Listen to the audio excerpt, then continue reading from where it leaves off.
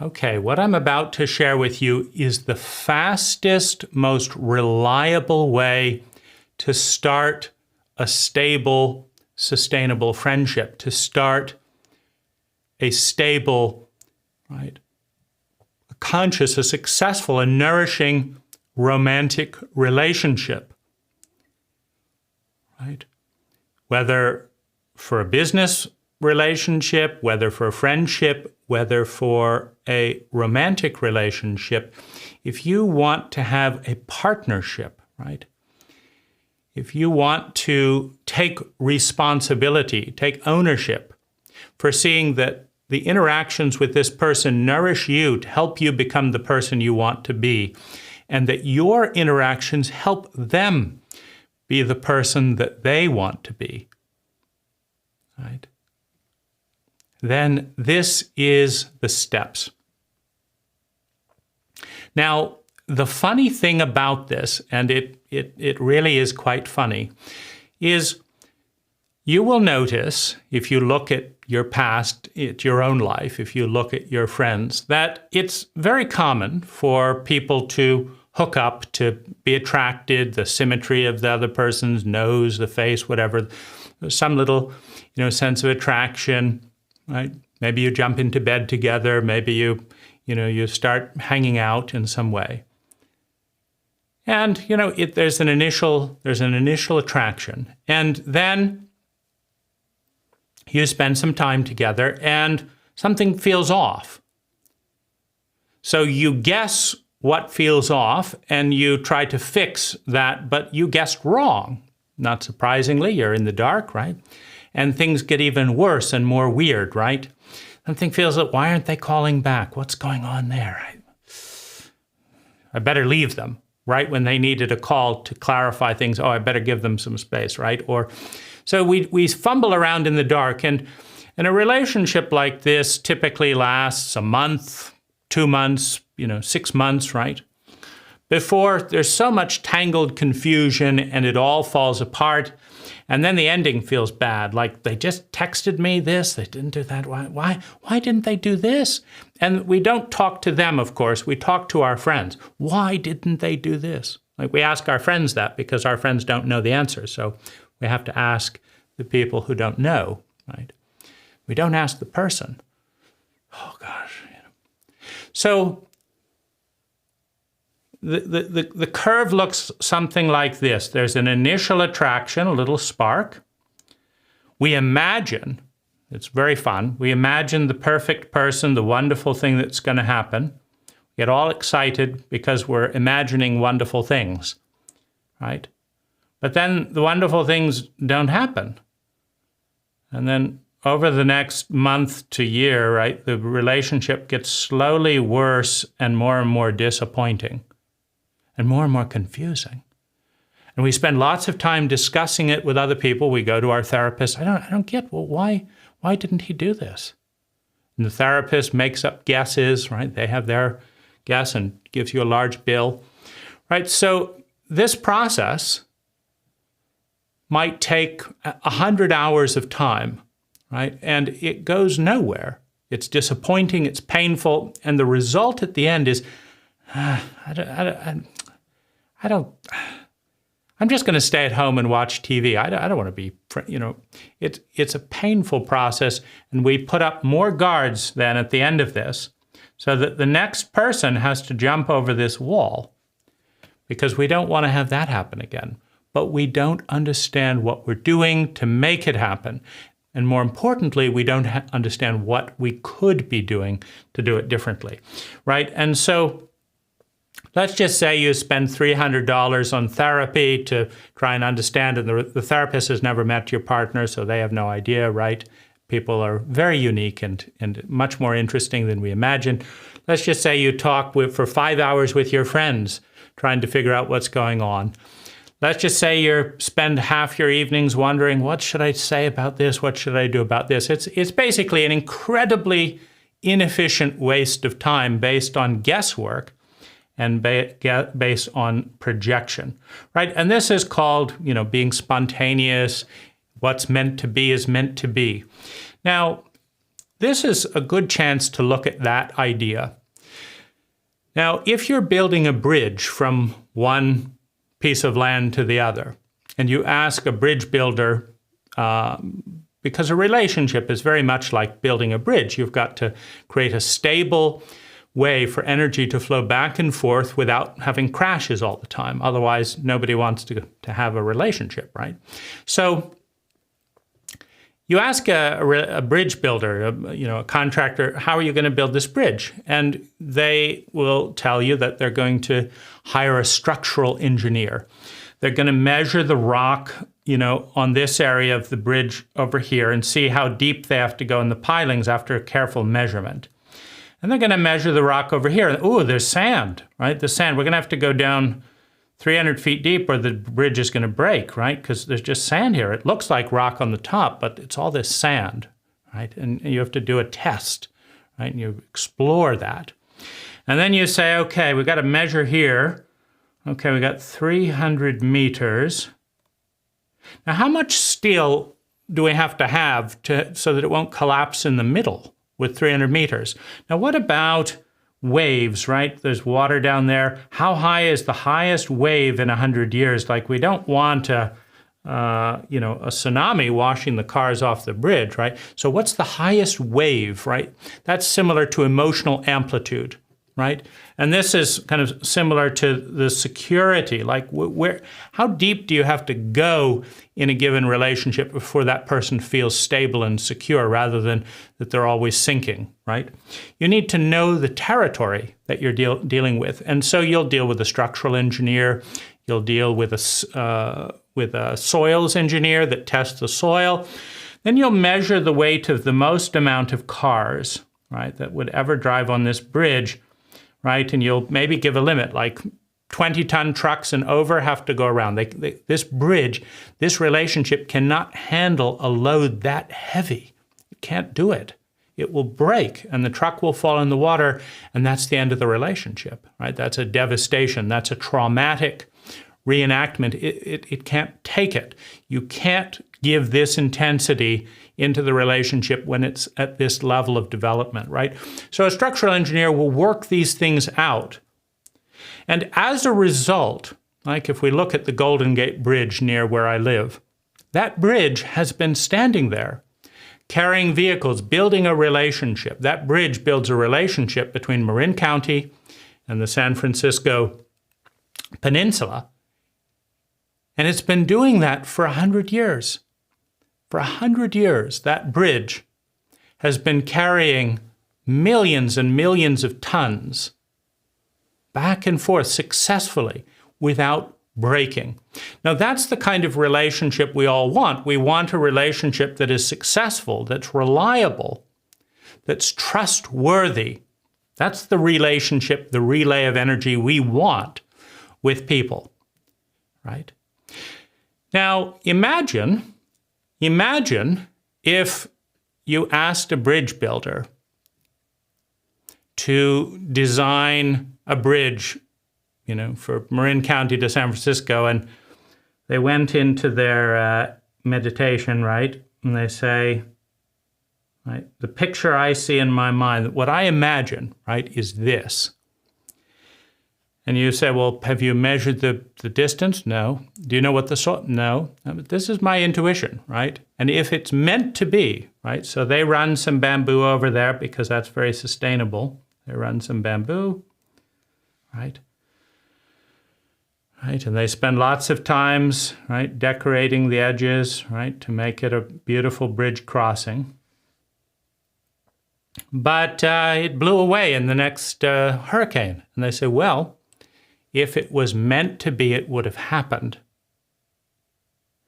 Now, imagine if your car was driving across a bridge and the bridge collapsed and went into the ground and you lost your daughter to an accident because the bridge company did not do their engineering correctly.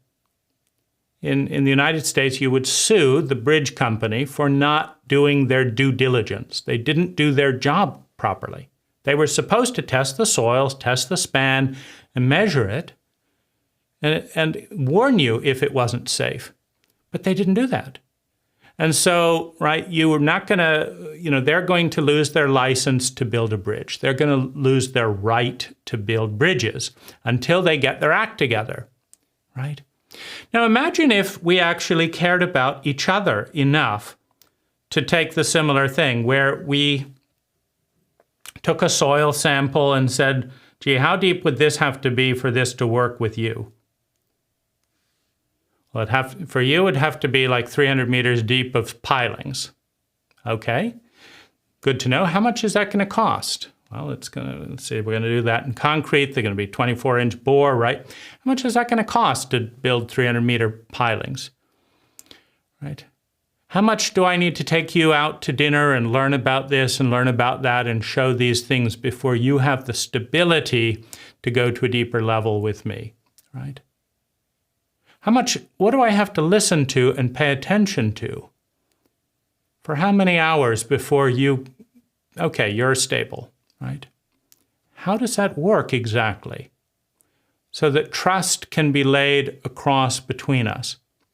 And then how strong is that trust? Can that trust take a ton at this moment?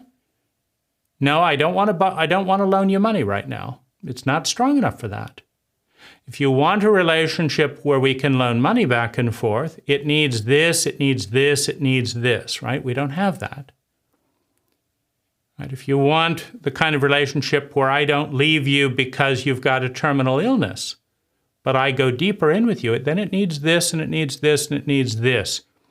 If you want, right, me to drive, a semi-truck of gold across this bridge, laden with gold, 20 tons of gold, you've got to get a certificate that shows that this bridge is certified using these calculations for 20 tons. I don't want to lose a truck of gold because you couldn't be bothered to measure the distance, right?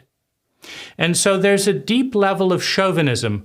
Empathic relationships are a feminine phenomena, right? Both men and women have feminine sides and masculine sides. Caring about another person, an empathic relationship is a feminine experience. It is a feminine masterpiece. But it takes masculine support to succeed, right? The masculine side in the man, the woman, the woman, the woman, the masculine side in both people need to do the work so that the energy can flow safely, right? I just want to get in the bridge and drive across the bridge. Everyone wants that. And I just want the bridge to magically be there. Everyone wants that. And I just want the bridge to support me. Everyone wants that. But it doesn't happen unless the masculine parts in both people build the structure that holds the key. That's what makes it safe, right? And then you drive a little car over and it's successful, right? It was well paved, it was nicely done. You drive a heavier car. Pretty soon you're zipping back and forth without thinking of it on a basis of sound trust, right? But there will be things every now and again. Every 100 years there's a 100-year earthquake. Every 50 years there's a tsunami. Every 10 years there's a hurricane. And the question is, will your relationship blow over? Will it fail? Will the bridge fail in the hurricane? It's good for 9 years, but then in the 10th year, every time it hits 200 miles an hour, just gets washed away. Well, if you keep losing the bridge, if you invest millions of dollars in this bridge and cargo and stuff, and every 10 years the bridge just vanishes because you didn't build it strong enough for the 100-year earthquake, for the 10-year storm. What people tend to do is say, maybe this person isn't right for me. Maybe it's just not right. I was wrong, right? But that's not what bridge builders do, right? And it's good to learn from bridge builders for one very important reason. bridge builders win. Bridge builders succeed. Bridge builders help people. Bridge builders are trustworthy. Meaning 90% of all the bridges in the world are built well enough that millions of tons go back and forth across them, and they last for 30, 50, 100, 200, 400 years some bridges are standing. Now, what about romantic relationships? Well, they last for a day, a week, 3 months. Right? My longest relationship was 2 years. Right? And then how many of the relationships fail? Oh gosh, well, that one failed. They cheated on me and then I never spoke to them again. I lied and procrastinated and didn't do what I said I would do. Then they got fed up and they left. This did this, this did this, this did this, this did this. How many of your relationships succeed for more than 5 years and are great relationships? Oh, I don't have any of those, right? I've got one. I got one, right? It was okay, right? It was good in the beginning. We hang on there, right? We managed to keep flowing some energy and we got it through 5 years. Okay, right? So you know how to build a bridge with another person for 5 years.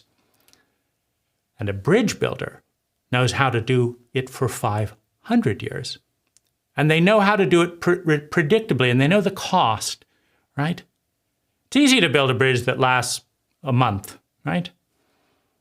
And has light traffic, little light interactions, texting, right? It doesn't take much to hold that up. Little fantasy, little imagination, anyone can do that. Right? But what about surviving the death of a child? See, many people get a divorce. They can't tolerate the intensity of the blame and anger and resentment and terror and shame of losing a child. It was your fault, it was my fault. The bridge collapses, right? Because it's so heavy, it's 100 tons, that weight, right?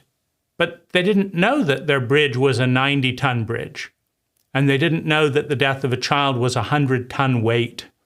They discovered it was too much when it happened, and they both fell into despair and separated in shame and in divorce. That's when they discovered the bridge was not strong enough, right, to handle that weight, right? But is that the way, is that an intelligent way, is that a kind way to find out? You see, because we care about cargo. That's where I say the chauvinism of the culture comes in. Because no one in the entire culture builds bridges on intuition, on fate, on astrology, right? You ever heard of a bridge builder say, gee, let's check the astrological sign?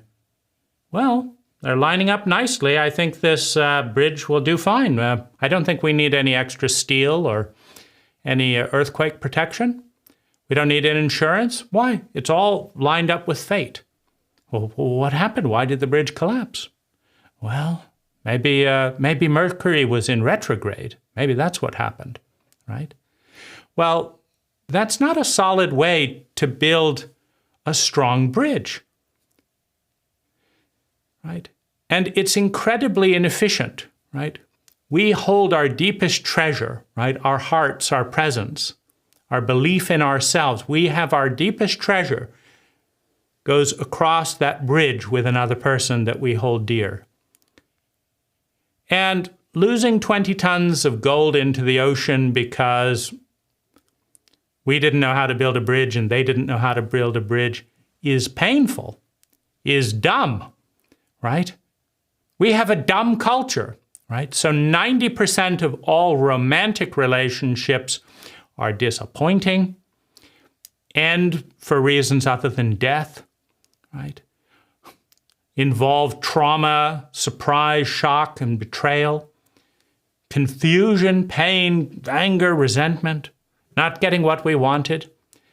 So if 90% of all bridges succeed, and 90% of all bridges between people fail, are disappointing. Gee, I thought that was going to be a solid bridge there. between you and me. Well, what made you think that? Did you do any calculations? Did you look at my past relationships? No, I just hoped. I hoped it was. And so, I drove across and fell down in the water.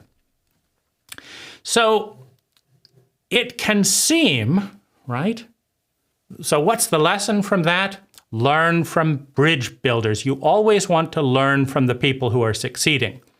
So bridge builders take a methodical approach, build pilings, test the pilings, measure earthquakes, think about all the disasters. They think about floods, they think about earthquakes, they think about hurricanes, they think about the tonnage driven on most trucks on the road. They think about the tensile strength of different types of steel. They think about bolts. They think about wind swaying. They think about all that, and they construct a design, mathematically speaking. And if it's a good design, it holds, and if it's a bad design, it falls. That's what good, successful bridge builders do. So that's what I want to suggest is a good idea, to learn from people who are successful. Now, what I'm going to share is a bridge building technology that works anytime you have the following thing. One, someone who is conscious enough that knows the answer to these questions. Now, if you do not know the answer to this question, it's your job to learn. Right? Soils geologists do not suddenly know how much soil a given pier will take. They have to study it, right? They look in textbooks, they look at their family history, they look at, and they say, gee, right? In my family, there's never been a single relationship without physical violence. So how do the people doing it do it? Like, how do the people who are trauma-free, how do they have relationships? What do they do, right? You have to study that. You don't just... Right? If you're very lucky, meaning if you've had several intergenerational cycles where your grandparents had great marriages, your parents had a great marriage, and you bothered to pay attention to how they did it, right? And then you pick people of similar competency, well, then you can just copy what's been done, right? Right? But if your uncle's relationship ended in addiction, your aunt's relationship ended in abuse, your mother and father's relation, you don't copy that, right? You don't copy that. And if the culture around you is filled with trauma, addiction, abuse, you don't copy your culture, right? You tear up that script. What you want to copy are the engineers. You want to copy the people that know how to build bridge. And so the first thing you require is someone who knows themselves. And you require that of yourself, and you require that of a partner. By about age 30, if you're paying attention, you've probably got some good information about this. And you've probably failed in most of your relationships along the way because you didn't know. You didn't know how to measure your soil capacity. You didn't know how to measure the point where you snapped, right? There's a tree. If the wind gets strong enough with any tree, it snaps. But you have to have some experiences before you learn when you snap. Like, I stay straight, I stay straight, I stay straight. 60 miles an hour, 70 miles an hour, 80 miles an hour. At 120 miles an hour, somewhere between that and 130, I snap. And that's it. There's no rebuilding. There's no trust. That's the end of the relationship. That's my pattern. So if the wind is going up towards 110, it's my job, if my partner hasn't done their job, to know anything about me, to say, look, we've got 10% headway before this relationship ends. Do you want this relationship to end? Just carry on adding more pressure here. Because I'm an idiot, like most of us, and I don't know what to do about this. I just can tell you that if you push another 20%, snap, and we're done. So, want to push it? And many people are dumb, right? So they're going to push another 20%, and then they're going to say, oh, what happened, right? This is not efficient. This is not intelligent. This is just what people do, right? but it's what we do too, right? So you've got to learn these things. And just as importantly, you've got to be with a partner that either knows these things or at the very least is interested in knowing these things. Like if you ever hire a bridge builder,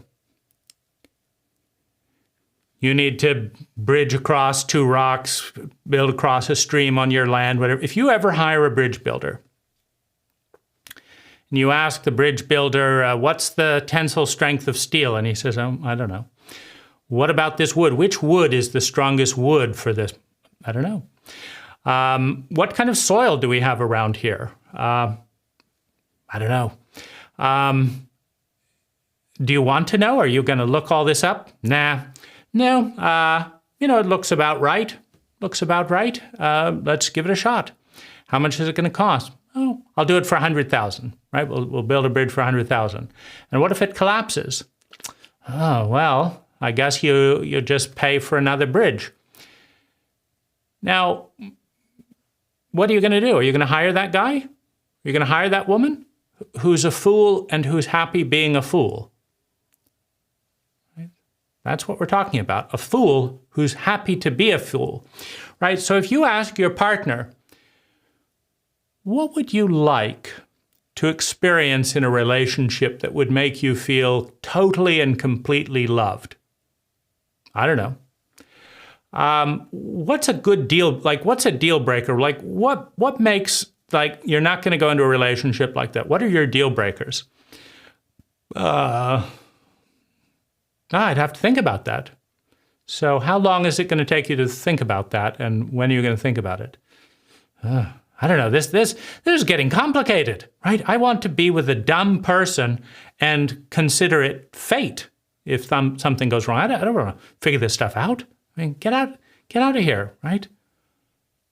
I want a dumb blonde to fuck, and that's about all, as far as I've gotten, right? That's about it, right? So I want this handsome stud to adore me and adore my body, and what else, right? How does it work from there? How do you grow old? Or it's too much to think about. Too much to think about. So, right. So this is the state. This is why I say we have an incredibly stupid culture, an emotionally and relationally illiterate culture, and you know that when most of the relationships fail. Most of the time. And even when you get married, when half of those fail, right? Half of all marriages fail. And with divorce, right? But even the ones that don't get divorced, more than half of those are not very happy, right? So you could say that 90% married or unmarried, right? It's not working very well. And there's no science around it. There's no science. There's no protocol of do this. Now, this is one area where arranged marriages with competent people are superior, right? We think that 2 18-year-olds in an emotionally illiterate culture should decide who they're going to spend the rest of their lives with. How's that working out, right? Now, if you have wise, loving parents on both sides that know both kids, right? And if they're actually caring about you rather than just playing an economic game, like, oh, that parent has a lot of money, I don't care. You just figure out how to get along with him, right? You know, there are situations. I know an Indian couple who have had a fabulous marriage for 50 years. And I said, how did it happen? And I said, well, my uncle knew my husband, right, and their family. And they knew me and my family, and they both thought, who are the best people for us to have a really successful marriage? And so they arranged for us to have a relationship and suggested it, and we went along with it, and we've been happy ever since, because you've got 5 grown-ups, 5 adults with lots of experience, looking like she likes adrenaline, she likes adventure, he likes to entertain, like he's doing this, right? She's, likes handsome guys, he's a handsome guy, right? He's interested in dancing and stuff. Like, she's a good dancer, right? And so they're thinking, like, and she's honest and loyal. He demands hardworking partners. Like, he doesn't want a lazy person. She's hardworking, right? So they all discuss this, right? Is this the best for our daughter? Is this the best for our son? And they look at options. They meet people, and they figure it out, right? They have successful relationships themselves. They care about their children, and they say, we think you're going to grow into a happy couple if you get together. And if the kids say, sure, we'll go along with that, then somebody knows what they're doing, right? Right? Compared to an 18-year-old who's had a dysfunctional family and marriage at home, who's an addict, with another 18-year-old who's had a dysfunctional marriage at home with unresolved trauma, who noticed something about the curl of the other person's ear, and that's it, right? That's the basis for high aspirations. It's stupidity on a grand scale, right? So we're looking at an easy way to resolve this stupidity, right? So self-awareness, right? And that's free. Anyone can get it just by paying attention, writing in their diary. Self-awareness, you need that. That's the number one thing. Now, the second is kindness, empathy, friendship. Now, what do I mean by that? I mean that you're interested in whether or not you bring well-being to this person. Now, a sociopath is not interested in whether I bring well-being to the other person. The sociopath is interested in, I want them, so what do I have to do for them to be mine? That's sociopathic thinking. Now, a sociopath will lie, manipulate, cheat, etc., to get what they want. Right? We all have a sociopathic side. Now, you must care more about what's good for the other person than whether or not you connect and how you connect. You must do that, or you're not fit for this type of engineering. You must also pick someone who cares more about your well-being than whether or not you jump into bed, whether or not the relationship, right? What? If someone's more interested in your money or more interested in your sex or more interested in anything other than your well-being, then you've picked the wrong person. Now, that's your job. If you're picking the wrong person, you haven't done your job yet. What's your first job? To know who to pick. So how do you tell? How do you tell whether somebody is empathic versus sociopathic? Well, first of all, you explore what they want and what they need. You try and notice that from their behavior and all that. And secondly, when there's a conflict, they want something, but it's not good for you. You tell them that, this bit, I don't want to go out tonight. I don't want to do this. I don't want to know that. Right?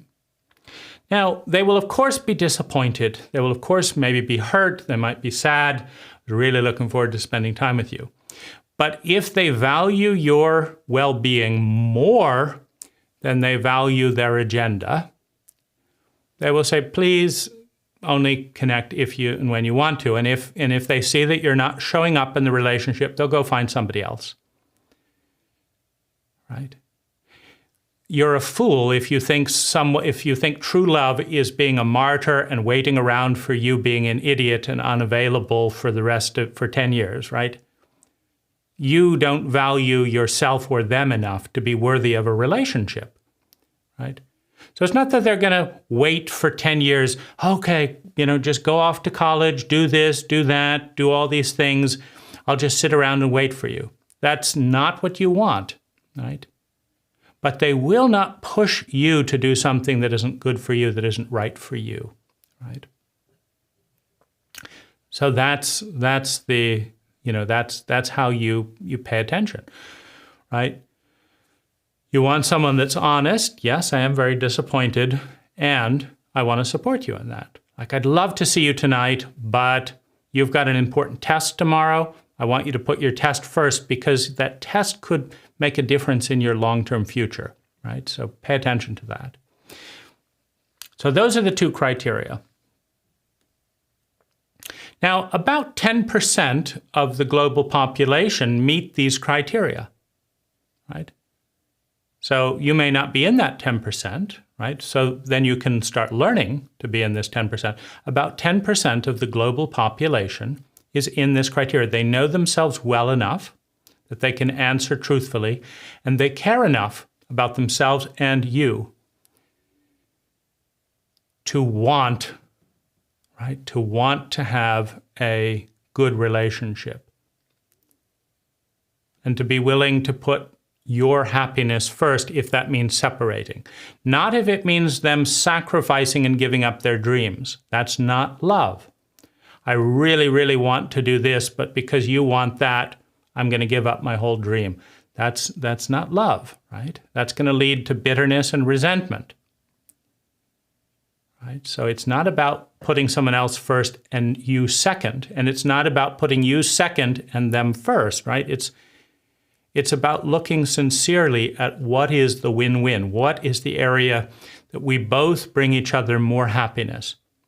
Because if you bring them more happiness than any other option for them, and they bring you more happiness than any other option, that is a great relationship. And so your goal should be to find that out truthfully, carefully, attentively, right? Because that's the basis for a sustainable bridge. And so in a psychologically, emotionally illiterate culture, it takes a long time to explain all of this, right? Because we're starting from zero. We're starting from ignorance, right?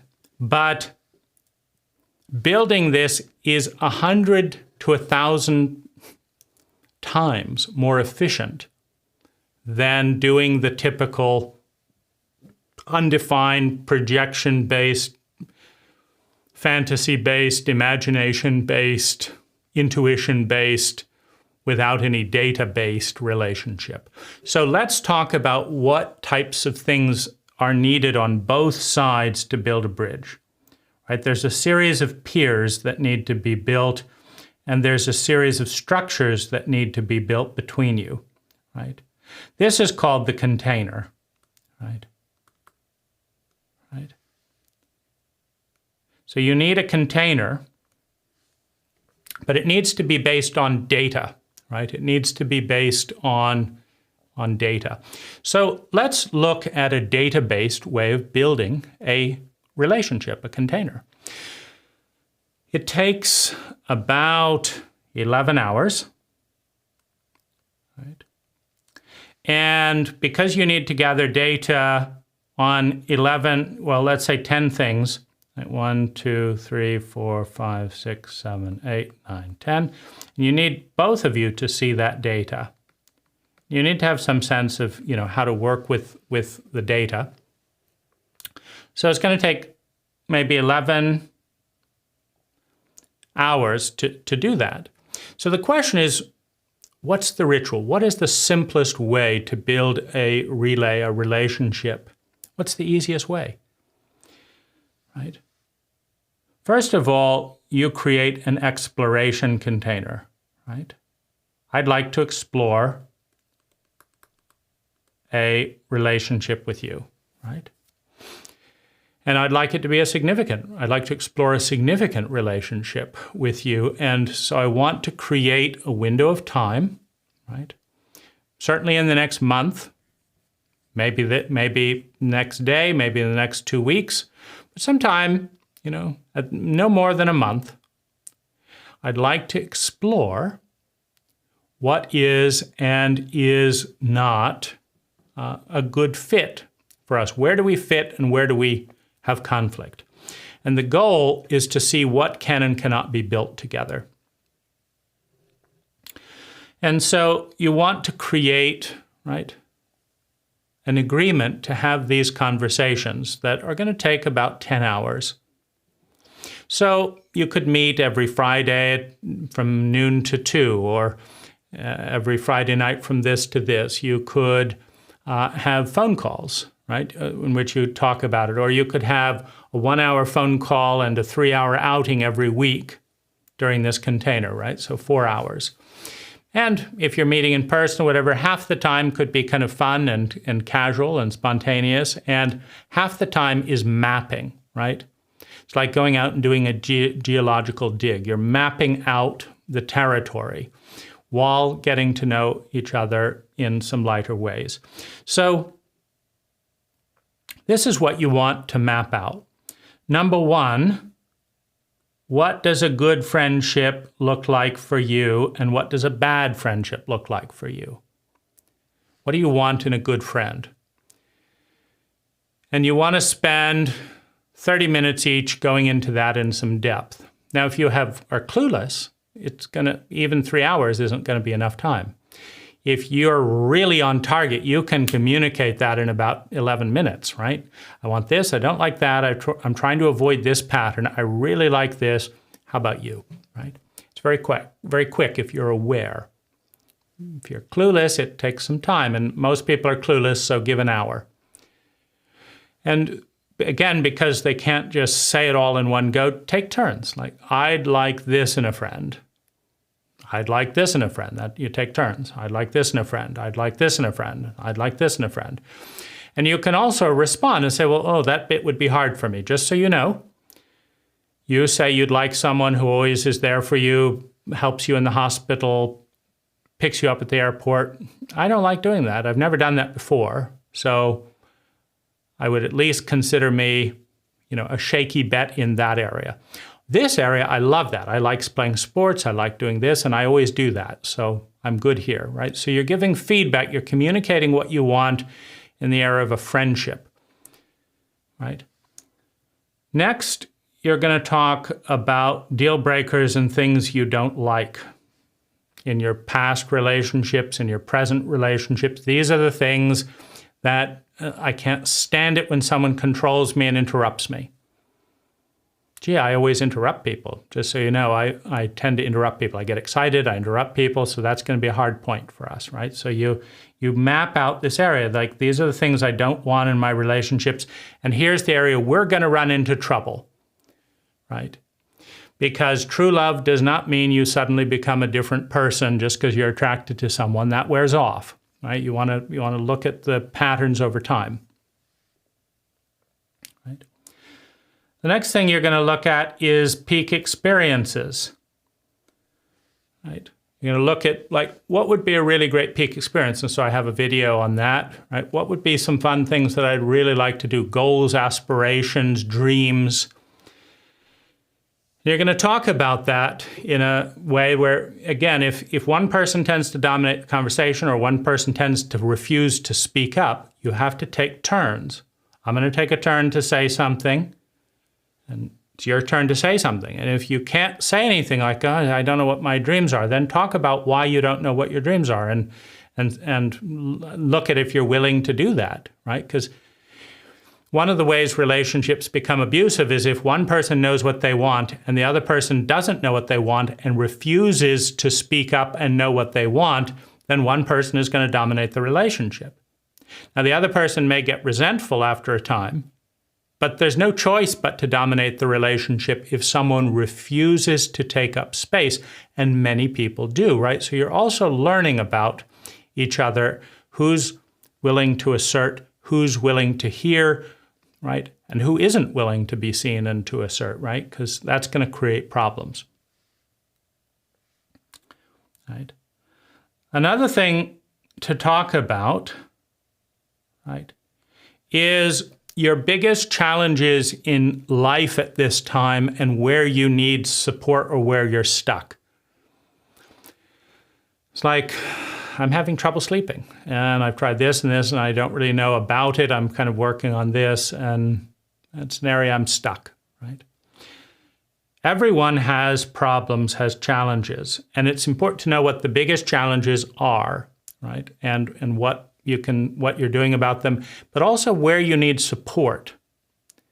Because some people are too ignorant to deal with real problems. Everyone has problems, but some people are still holding on to the fantasy that there's going to be this perfect person out there that doesn't have any problems.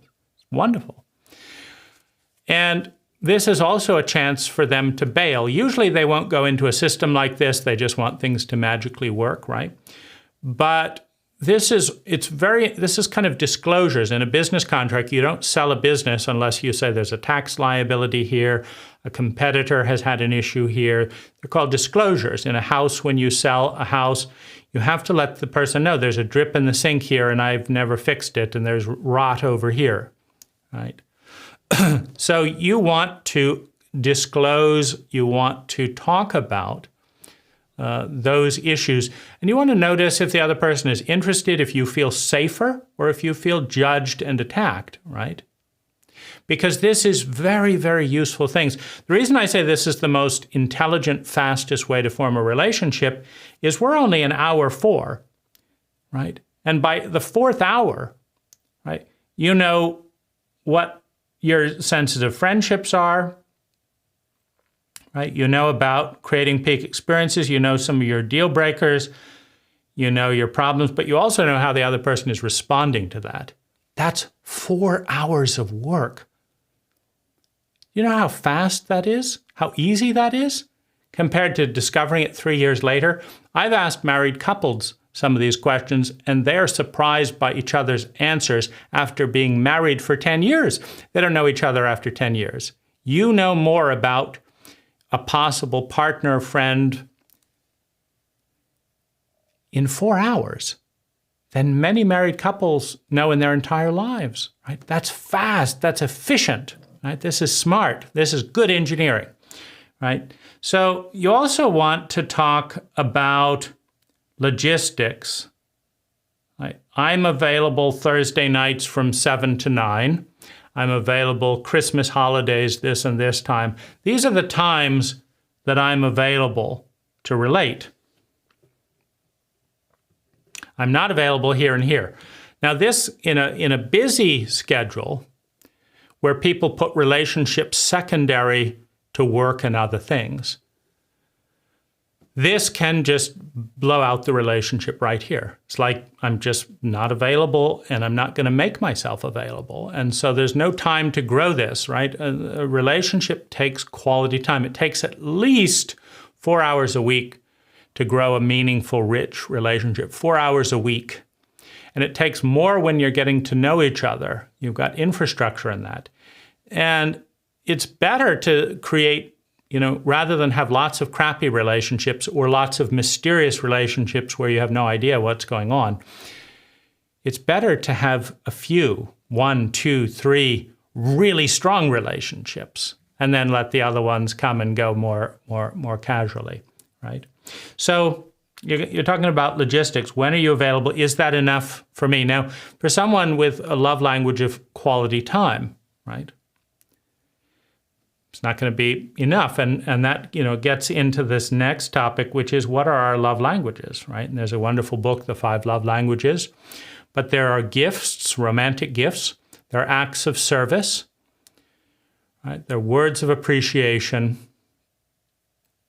There's touch, including sex, and quality time, right? So you want to talk about your love languages and where they have and haven't been met well, and what makes them want to meet well. And you want to be honest, right? Because, it's fine to build a bridge that collapses in 3 months and collapse in a year, because it will if it's not built well. Nothing wrong with that. You will learn painfully how to build better bridges. But you can just be honest up front and let people go their own way, right? If your love language is quality time and they will give you an hour a week, it's not going to cut it in most cases. It's not going to cut it. Now, if you live right next door, if there's no friction, if an hour a week could be enough. You just say wave a lot and you spend an hour a week together. But if you have to drive an hour and a half and have traffic and then you have to cancel and stuff, an hour isn't going to be enough to cover all that hassle, right? So you want to talk about your 5 love languages. Now you also, right,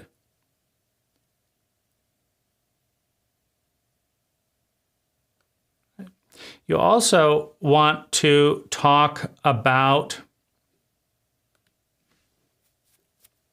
the relationship patterns you want to create in your next relationship, and the relationship patterns you want to avoid. Like, I'm trying to avoid this, and I'm trying to create this, right? You want to talk about your vision, what you're trying to bring into your life. And the other person's job is to say, I could be this for you, but not that, right? No one is perfect. What's really ideal is someone who will tell you where they are and are not, right? And it may change with time, but you want to get a start of what to expect. And so you're now 1, 2, 3, 4, 5, 6, 7 hours in, right? And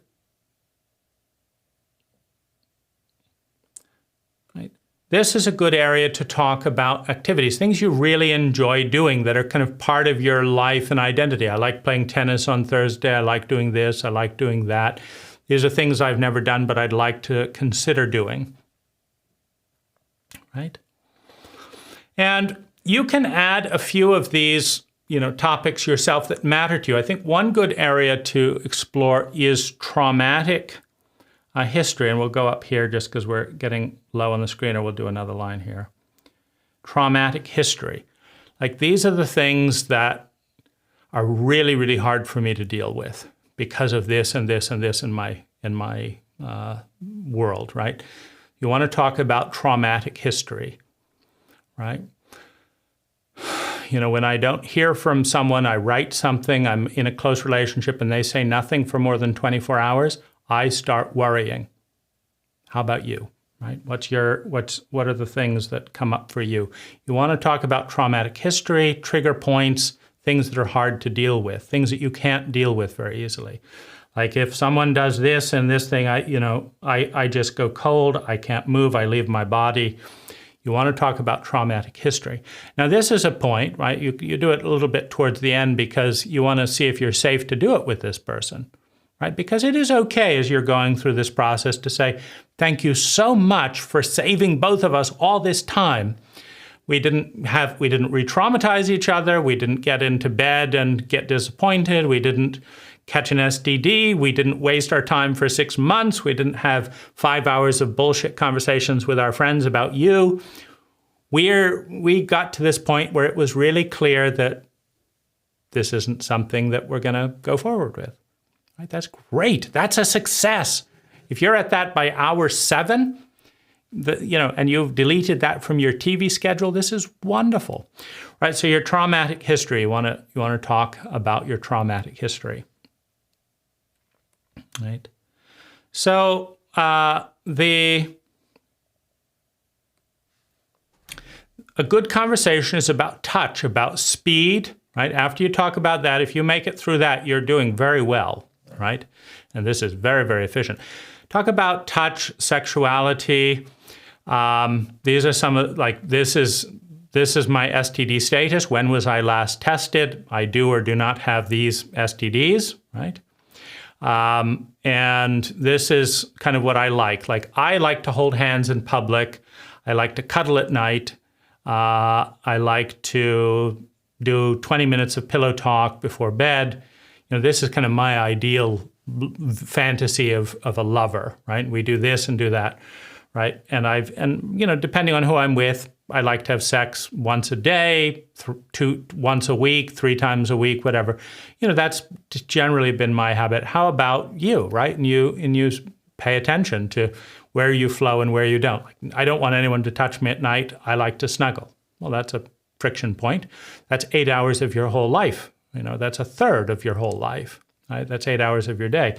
So you want to pay attention to each of these things, because you could be great acquaintances and terrible intimate friends. You could be great intimate friends and bad acquaintances and bad lovers. You could be great lovers, bad acquaintances, and good intimate friends, right? Or you could even possibly be a really great lover and not a very good intimate friend, though you're probably dealing more with the reptilian brain there than the empathic brain, right? But reptiles have passionate sex as well.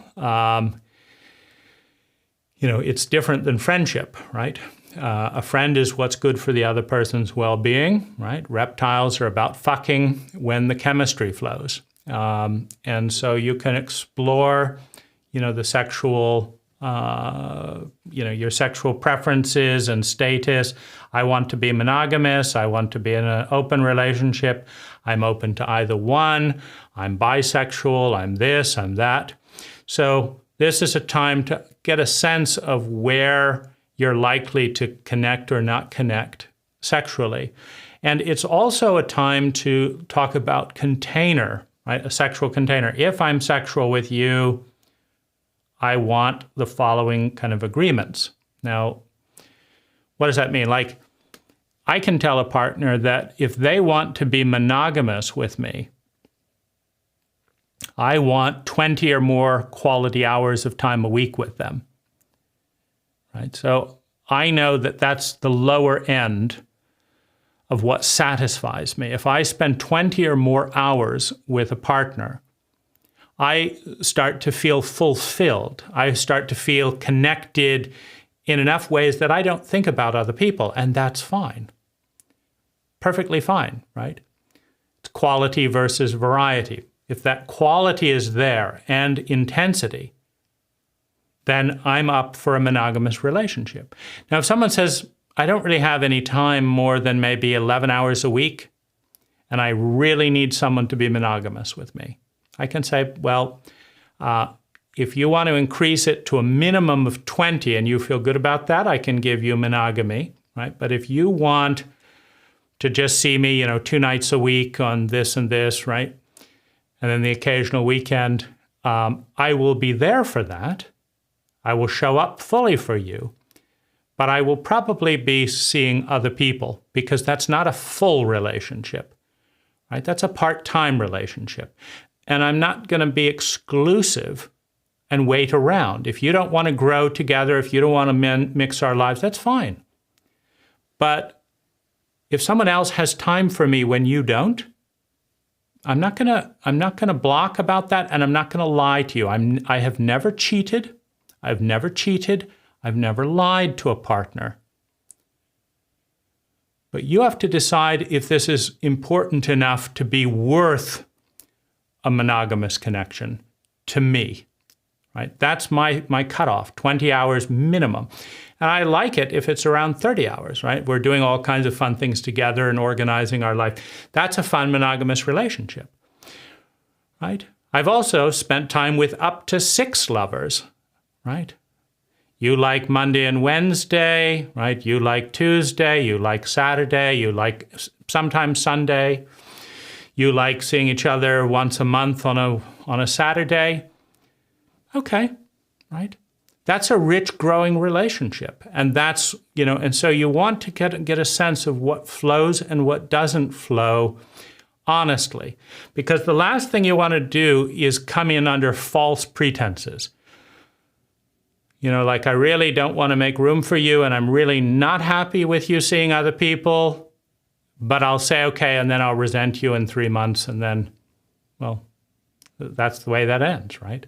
So you really want to think about what's good. And as long as both people feel that being together is their best choice, and that's the only way I want to spend time with someone, meaning like if somebody wants to spend time with me and I think they would be happier with someone else,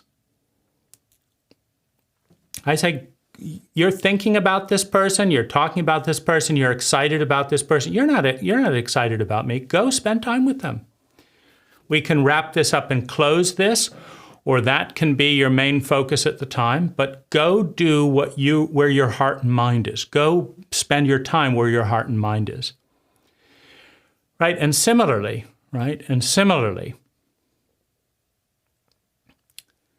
right?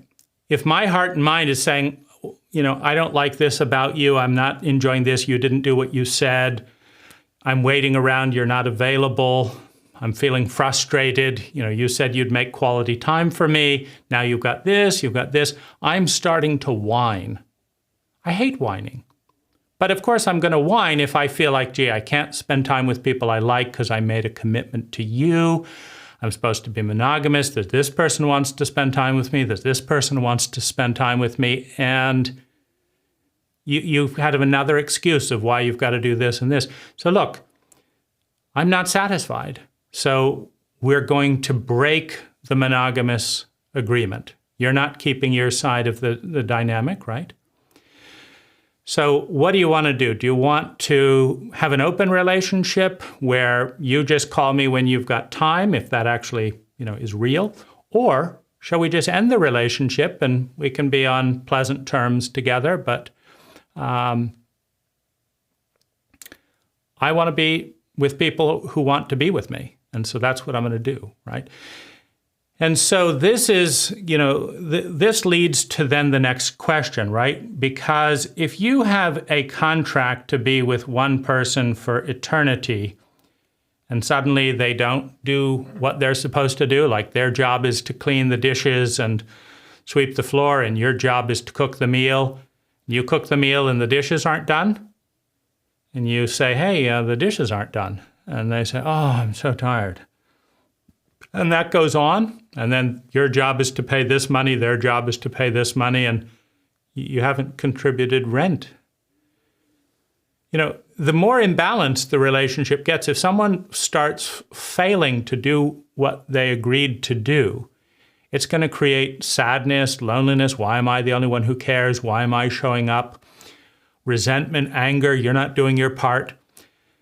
The relationship needs to end because it's not being entered fairly. It's not being entered in a balanced way, right? And so a relationship needs a container. It needs an agreement, like I agree to bring up important, sensitive topics within 24 hours of feeling them. Like I'll send you an email, I'll talk to you. I won't let an unresolved issue go for more than 24 hours. That's steel. That's heavy steel going across the bridge. A commitment to tell the truth about important things within 24 hours. That's heavy steel, right? And I'm never going to lie to you, right? If you want to know this or that, just ask. I'm never going to lie to you. That's strong wood, right? Those are good bolts, right? And I'm going to take the time to learn about you, right? I'm going to bring up what's on my mind, positive and negative, right? Which you're probably going to know if we do this conversation well. You're going to know what I like and what I don't like. So if you're doing a lot of things that I've told you I don't like, you're telling me on some level that you want to push me away. So it's very, very, very important that people are in the relationship as long as they both want to have that relationship, and not because I promised I would be with this horrible person who I hate. Because when you feel trapped, and when you don't resolve the tensions in the relationship, you come to hate the person you once loved. Gosh, I wish I hadn't married this person. I wish I'd never said I would be with you in good and bad, right? You're just making more and more bad. You wouldn't do this. You first you didn't pay your car insurance, then you crashed your car. Now you didn't pay your health insurance. Now you're sick. Now you're this. You're doing everything to ruin what could be great. Now, the more you do that, the more upset I am. I don't like it because I care about you. I don't like it because I care about me. It's bad for everyone that you're doing these things. And you're lying to me, and now I've promised to be with this person for eternity. That's a terrible promise to make. Never, ever promise to be with someone no matter how bad it gets or no matter how good it gets, right? If someone starts hitting you, that's bad. Don't say, oh God, I pray they change, right? Right? No. A healthy relationship is based on an agreement with the intention of win-win for both people. And a win means, meaning if I'm with a partner, I want my presence to be the best part of their life. If they've got someone else they like more that's interested in them, I want to wrap up our relationship and have them go off and do that. Or if it's an open relationship, then they can go and do that, when we're not together. I never want a person feeling hostage to me. And I will not be hostage to another person. If I say that I would rather be alone than in this relationship with how you're behaving, then it's my job to responsibly end the relationship. Not lie, not cheat, not abuse, not be resentful, but to end the relationship. Now, you can always build again later, right? If it's like I cannot be in a relationship with you when you're working at a job 80 hours a week. It's just too much. I love you. I care about you. We have great times together, and you come home exhausted, and it's not enough.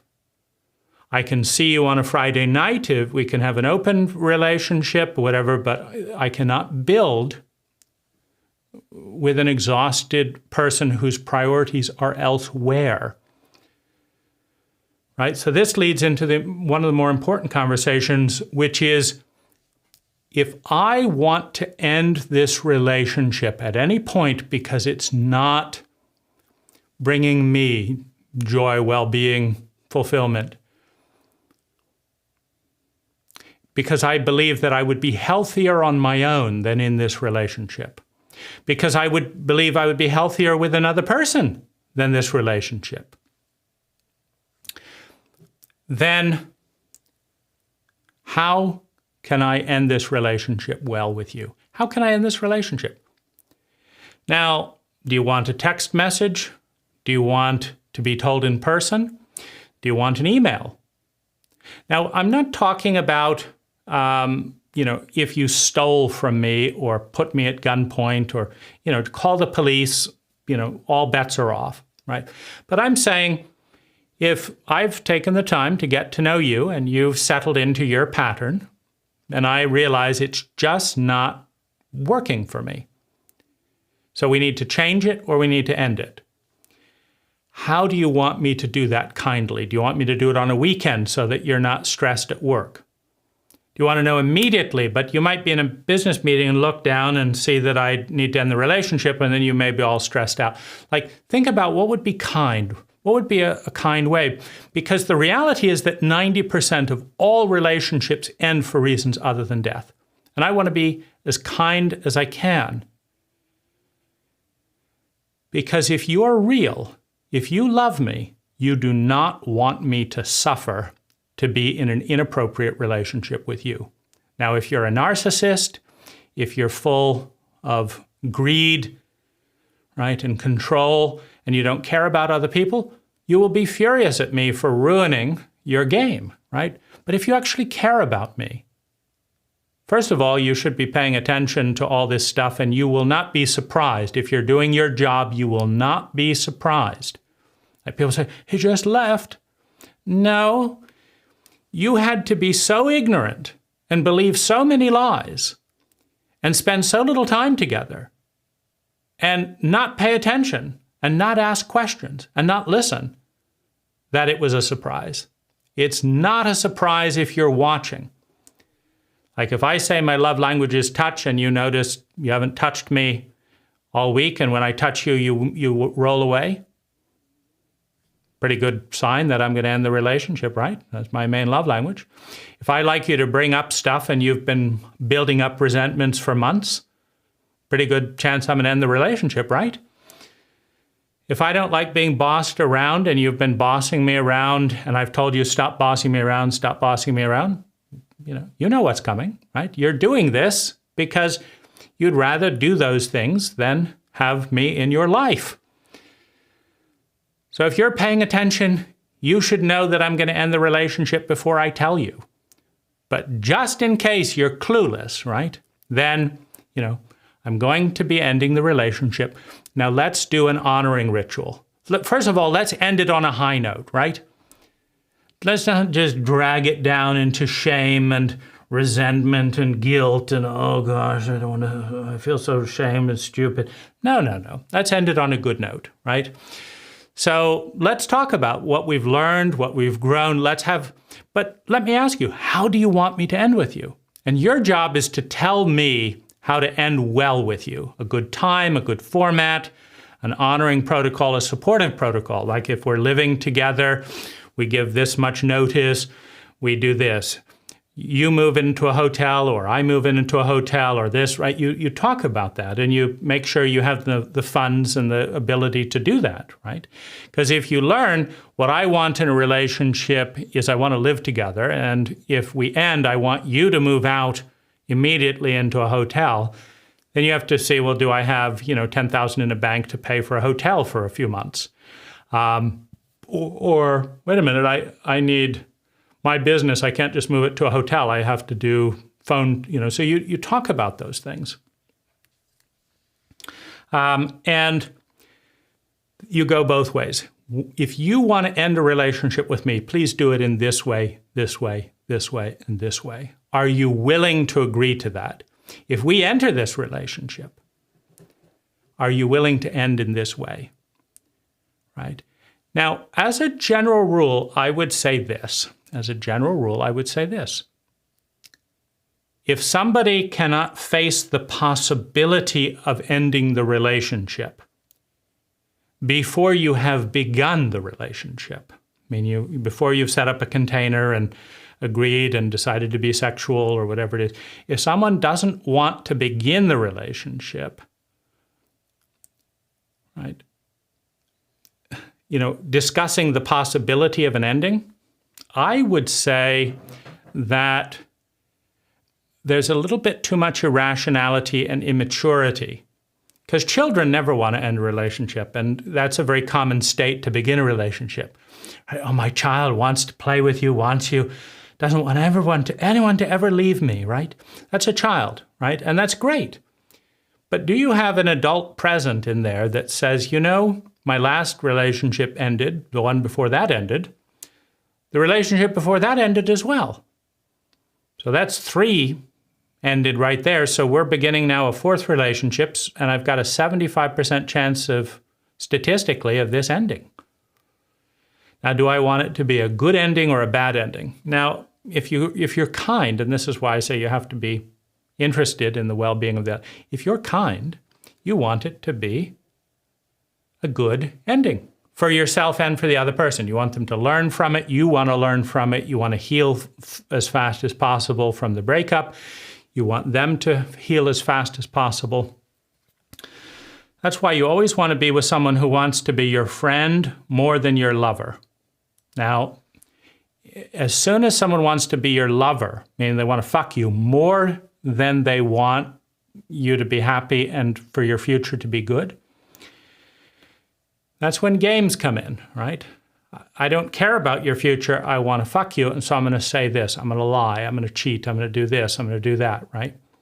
Because I don't want to hurt you, but I want to fuck you. And if I say the truth, you're not going to fuck me. And so I'm going to lie to you. That's a betrayal. That's not a friend, because I want to fuck you. I need to fuck you. I don't want to be a friend as much. Right? Now, if I could be friends and fuck you, sure, I'll do that too. I'll be nice as I can, as long as I get what I want. But if someone is your friend and wants to fuck you, right, then, right, hey, as your friend, I want you to know this, this, and this. And knowing that, do you still want to be sexual together? Because I'd like to, but I want to do what's good for you too. So, can you negotiate a clear, and it's good to write this out, right? Because you forget in the turmoil of ending, like, my agreement is to end in this way. Now, if this is in over your head, which it is for a lot of people, as I say, about 10% of people on the planet can pull this off beautifully. They are the most graceful, right? Self-aware, kind, loving people on the planet. Right? So you want to try and become one of those 10%, and you want to hang out with that 10%. Right? That's the single most important thing you can do, is hang out with that 10%, right? And become that. You earn being part of that club by learning self-awareness and learning kindness and being willing to put in upfront time. Because if after 10 hours you decide that we would be abusive to one another, given our tendencies and given what you need, That is the single most valuable 10 hours you have spent all year, is learning that and walking away. If you decide after 10 hours that we should be friends and not lovers, that is the most valuable time you've spent all year. And if you decide that you should be lovers, and then you succeed to be lovers because you now know what you're dealing with, that is the single most important 10 hours in your entire year and possibly your decade. Because if that relationship improves both of your well-being for a decade, that was the most valuable 10 hours in the decade. This is potent, right? This is high concentration nutrition. And it takes skill and it takes an adult to understand it. 90% of people have neither. They lack the skill and the maturity, right? Their adolescent fantasies of another adolescent, right? Their childhood, they lack the maturity to realize something incredibly significant, spiritually significant, financially significant, emotionally significant, sexually significant, socially significant, mentally significant. A good relationship is the single most important gift you give to yourself or another and to God. God is all that is. It accelerates everything if you do it well, and it ruins everything if you do it poorly. This is what matters. And if you're too stupid to seize the opportunity, you will suffer. And the beautiful thing about suffering is after a year or a few lifetimes of suffering, you figure out there's a better way. And you try it and it works. And then if you're kind and you're smart, you don't go back to doing it a stupid way. You continue creating great interactions, right? So that's your job, to love yourself. To love yourself is to love God, to love Goddess, to love reality.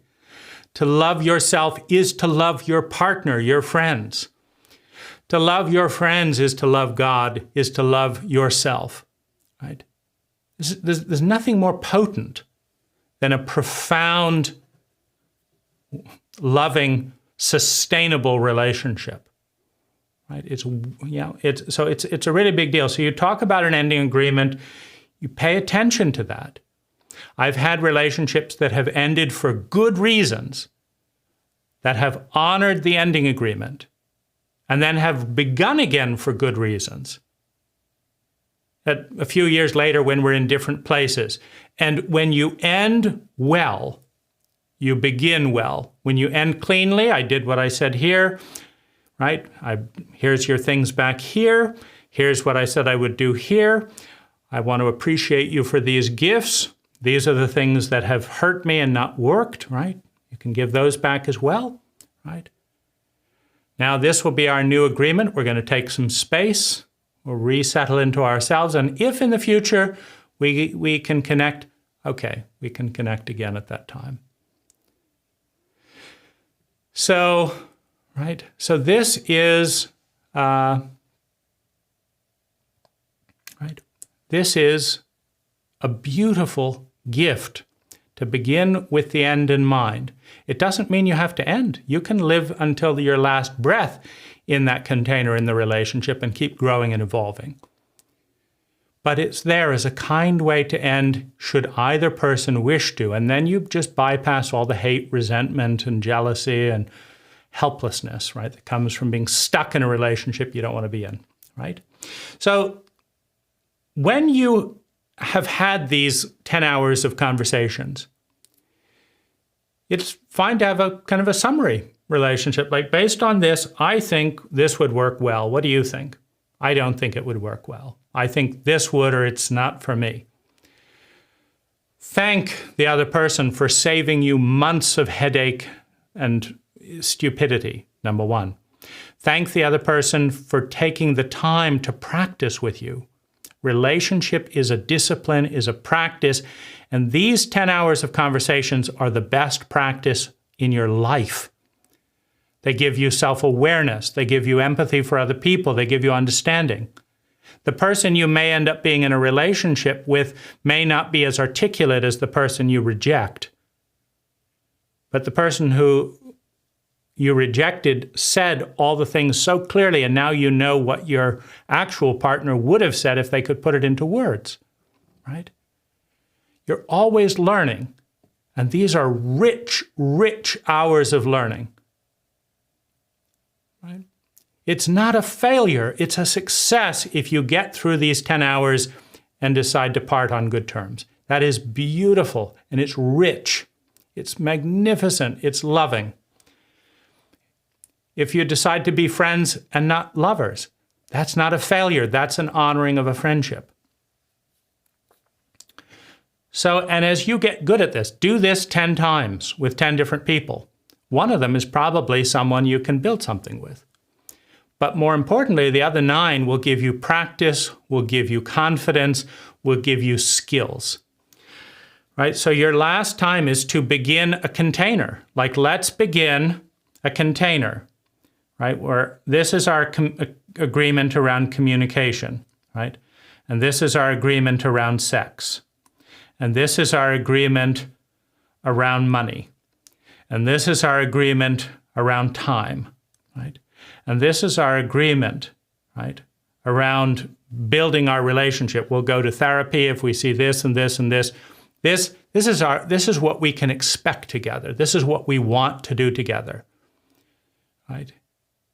If you want to see a therapist, you can see them on your own, but I'm not going to participate. Then you know.